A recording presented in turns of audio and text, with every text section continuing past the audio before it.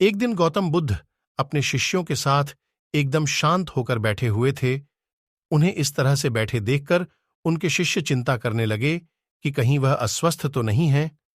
तभी उनमें से एक शिष्य ने पूछा कि आज आप इस प्रकार मौन क्यों बैठे हैं? क्या हम शिष्यों से कोई गलती हो गई है? फिर अचानक उनमें से एक और शिष्य ने कहा, भगवान, क्या आप अस्वस्थ हैं? बुद्ध ने कुछ नहीं कहा और मौन रहे। किसी को कुछ भी समझ में नहीं आ रहा था। सभी ने सोचा कि बुद्ध को आखिर हो क्या गया है। तभी अचानक से एक हांफता हुआ आदमी वहां पहुंचा। उसको बुद्ध के पास पहुंचने से पहले उनके शिष्यों ने उसे रोक लिया। शिष्यों के द्वारा रोकने पर वह आदमी जोर जोर से चिल्लाने लगा और बोला, गुरुजी, आप मुझे अंदर आने से रोक क्यों? बुद्ध ने कुछ नहीं कहा और मौन रहे। किसी को कुछ भी समझ में नहीं आ रहा था। सभी ने सोचा कि बुद्ध को आखिर हो क्या गया है।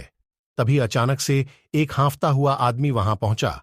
उसको बुद्ध के पास पहुंचने से पहले उनके शिष्यों ने उसे रोक लिया। शिष्यों के द्वारा रोकने पर वह आदमी जोर जोर से चिल्लाने लगा और बोला, गुरुजी, आप मुझे अंदर आने से रोक क्यों? फिर बुद्ध ने अपनी शिष्यों से कहा, इस इंसान को अंदर मत आने देना। यह आदमी अछूत है और ऐसे अछूत इंसानों को अपने धर्म सभा में आने की अनुमति मैं नहीं देता। सभी शिष्य बुद्ध की यह बात सुनकर दंग रह गए। शिष्यों ने सोचा कि भगवान बुद्ध कब से छूत अछूत जैसी बातों पर विश्वास करने लगे। बुद्ध के कई शिष्यों ने उनसे पूछा, हमारे धर्म में तो जात पात का कोई भेद ही नहीं है, फिर वह अछूत कैसे हो गया?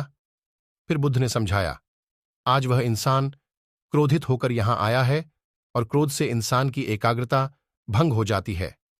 क्रोध में व्यक्ति मानसिक हिंसा कर बैठता है, इसलिए जब तक वह क्रोध में रहता है वो अछूत ही माना जाएगा। इसलिए उसे कुछ समय एकांत में ही रहना चाहिए। क्रोध से भरा शिष्य भी बुद्ध की सारी बातों को ध्यान से सुन रहा था। अब उसे पश्चाताप हो रहा था। अब वह समझ चुका था कि अहिंसा ही महान कर्तव्य और परम धर्म होता है। उसे अपने किए गए व्यवहार पर बहुत पछतावा हो रहा था। वह बुद्ध के चरणों में जा गिरा और आगे से क्रोध न करने की शपथ ली। बुद्ध का यही मतलब था कि क्रोध में आदमी अनर्थ कर देता है, ऐसा कुछ कर देता है जो उसे नहीं करना चाहिए। हालांकि बाद में उसे अपने की पर पछतावा होता है।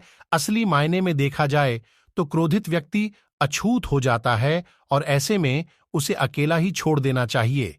क्रोध करने से तन, मन और धन तीनों का नुकसान होता है।